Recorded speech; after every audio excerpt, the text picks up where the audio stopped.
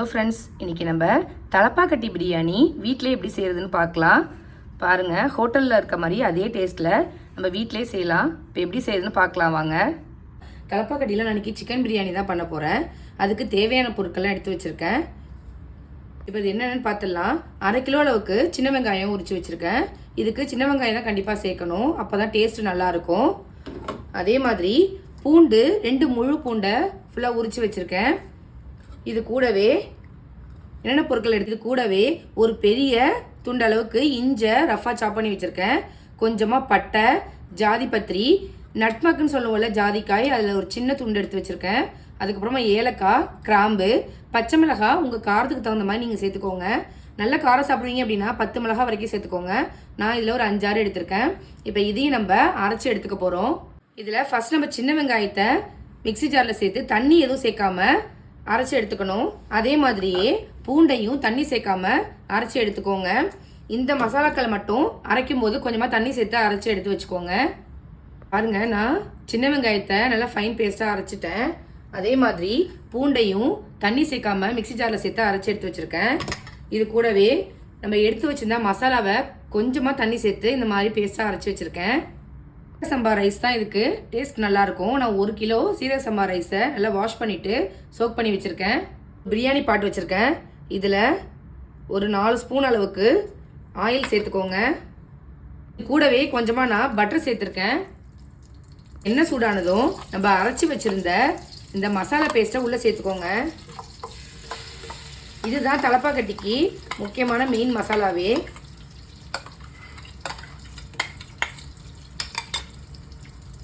மசாலா தான் தலப்பாக்கட்டி பிரியாணி ஃப்ளேவராக இருக்கிறதுக்கு காரணம். இப்போ இதை நல்லா சேர்த்துட்டு லைட்டாக ஒரு டைம் மிக்ஸ் பண்ணி விட்டுக்கோங்க. அடுப்பு லோ டு மீடியம் ஃப்ளேம்லேயே வச்சு வதக்கி விட்டுக்கோங்க, இல்லைன்னா கரிஞ்சிரும். இப்போ லைட்டாக இது கொதிக்க ஆரம்பிச்சதுக்கப்புறமா இது கூடவே நம்ம அரைச்சி வச்சுருந்த சின்ன வெங்காய பேஸ்ட்டை சேர்த்துக்கோங்க. அதே மாதிரி கார்லிக் பேஸ்ட்டையும் சேர்த்துக்கோங்க. சேர்த்துட்டு இதில் இருக்கிற பச்சை வாசனை போகிற அளவுக்கு நல்லா வதக்கி விட்டுக்கோங்க. வதங்கட்டும். இப்போ பாருங்கள், நம்ம சேர்த்த ஆயிலெலாம் நல்லா பிரிஞ்சு வந்திருக்கு. நல்லா இதில் இருக்க ராஸ்மல் எல்லாம் போயிடுச்சு. இந்த அளவுக்கு இதை வதக்குனா தான் டேஸ்ட் நல்லாயிருக்கும். இந்த ஸ்டேஜில் நம்ம வாஷ் பண்ணி வச்ச சிக்கனை உள்ளே சேர்த்துக்கலாம். நான் 1 kg சிக்கன் எடுத்திருக்கேன். அதை இப்போ உள்ளே சேர்த்துக்கிறேன். சேர்த்துட்டு இதை நல்லா வதக்கி விட்டுக்கோங்க.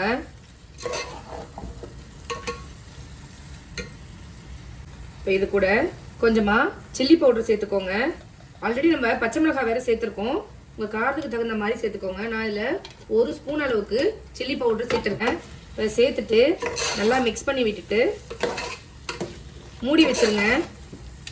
தண்ணியெலாம் எதுவும் சேர்க்க தேவையில்லை. இந்த சிக்கனில் இருக்க ஜூஸ்லேயே இது வெந்து வரும்.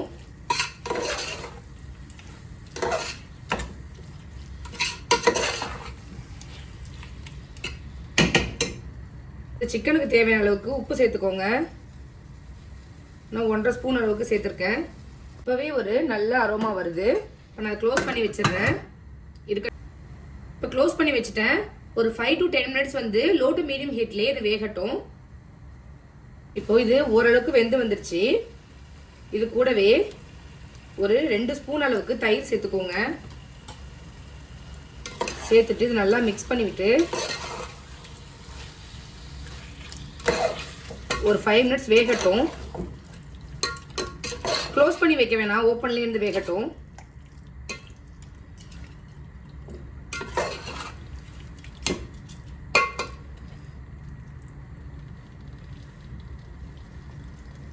பாருங்க, நல்லா கிரேவி மாதிரி வந்துருச்சு. நம்ம சேர்த்த எண்ணெயெல்லாம் சைடில் பிரிய ஆரம்பிச்சிட்டு இப்போ 1 கப் அளவு ரைஸுக்கு 1.5 கப் அளவு தண்ணி. நான் 1 கிலோ அரிசி எடுத்திருக்கேன். அதே கப்பால் 1.5 கப் அளவுக்கு தண்ணி அளந்து இதில் சேர்த்துக்கிறேன்.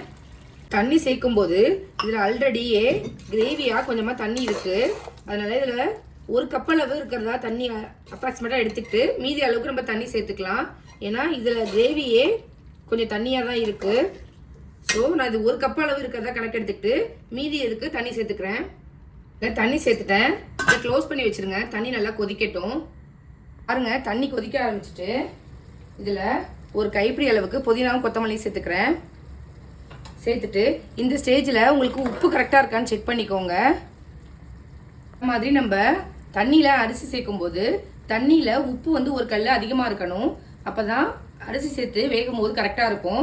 இப்போ உப்பு எனக்கு கரெக்டாக இருக்குது. நான் சோக் பண்ணி வச்ச சீரக சம்பா ரைஸை உள்ளே சேர்த்துக்கிறேன். சேர்த்துட்டேன். இப்போ இது மூடி வச்சுருங்க, வேகட்டும். பாருங்கள் இப்போ நம்ம சேர்த்த தண்ணியும் அரிசியும் சம அளவு வந்துடுச்சு.